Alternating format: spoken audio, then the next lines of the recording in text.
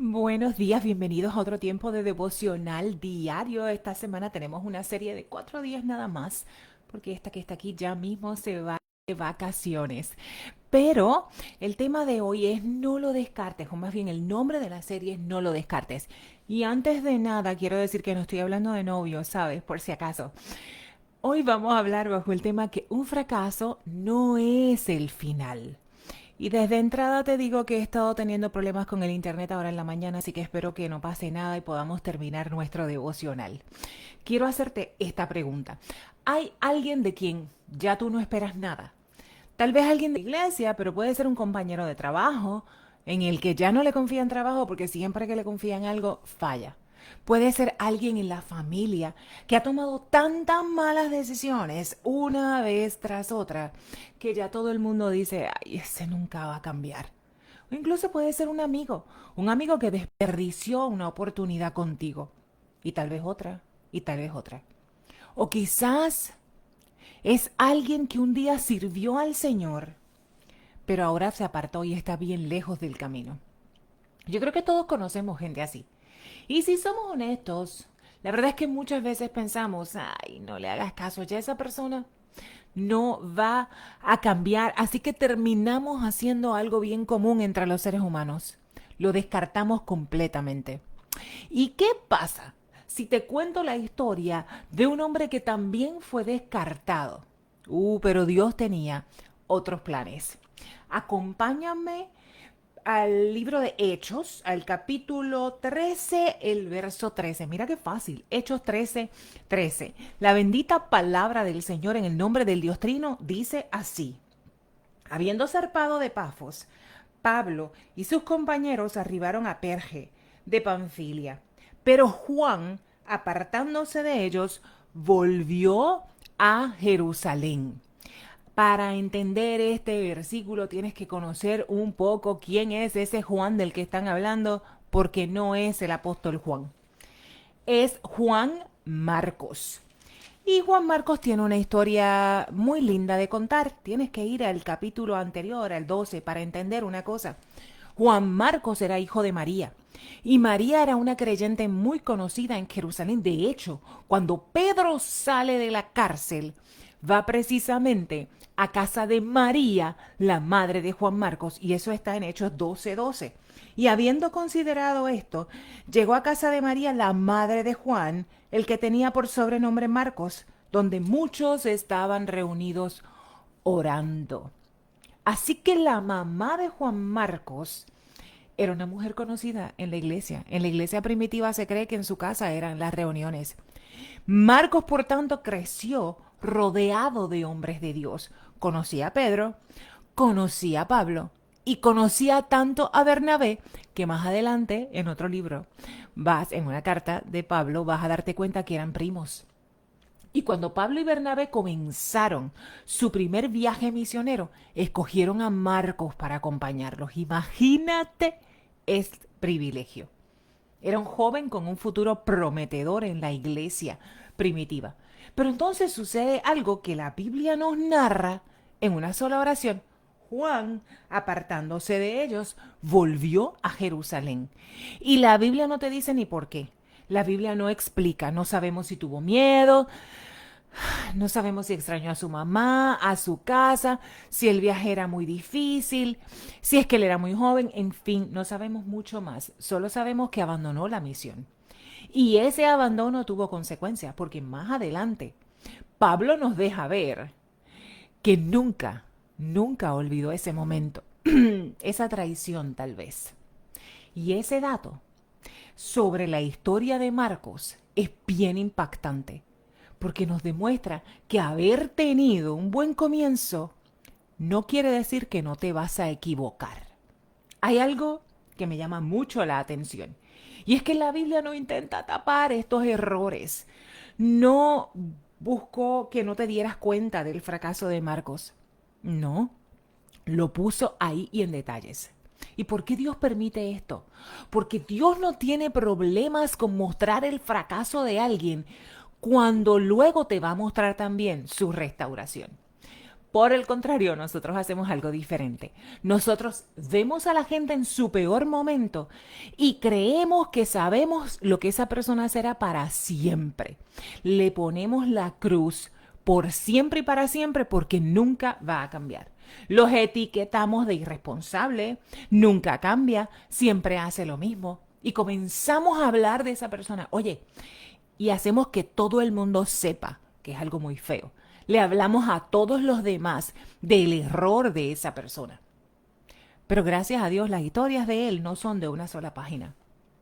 Y mientras nosotros vemos la caída y nos enfocamos en ella, Dios todavía está escribiendo otros capítulos. Déjame hacer una pausa aquí porque hay algo bien importante. Yo quiero hacerte una aclaración. Y no quiero, para que no lo tomes ni hoy ni el resto de los días, porque yo no quiero que este mensaje se malinterprete o lo utilices para algo que no es la intención. Tener esperanza en Dios, en que Dios puede transformar a una persona, no significa para nada que debemos ignorar el pecado, el abuso o la irresponsabilidad. No, no, no, no te preocupes, Dios lo va a cambiar. No, no, no, no te preocupes. Y entonces lo dejamos ahí, cerca de nosotros. No, no, no. Hay relaciones donde el límite es necesario. Y de hecho aquí le ponen límite a Juan Marcos. Hay personas que necesitan demostrar con el tiempo, y no con 2 semanas, con mucho tiempo, que realmente han cambiado para volver a ocupar un lugar de confianza en tu vida. ¿Eso te quedó claro? Ese esposo maltratante, ¿m? Esa gente tóxica alrededor tuya, no tiene necesariamente que estar ahí si no cambia. Ok, cierro paréntesis porque no quiero que malinterpretes esta serie como un mensaje de que Dios te habló, que te mantengas en un espacio de maltrato. Esa no es la intención. Vuelvo a Juan Marcos. Eso mismo que te estoy diciendo fue lo que le ocurrió a él. Pablo no se lo llevó de inmediato, de una vez. Lo que este mensaje sí nos enseña es que nunca debemos pensar que alguien está fuera del alcance de la gracia de Dios. Eso es lo que yo estoy tratando de decirte. Quizás hoy estás pensando en alguien que se alejó de Dios. Quizás es un hijo, un amigo, un líder en la iglesia, un compañero de trabajo.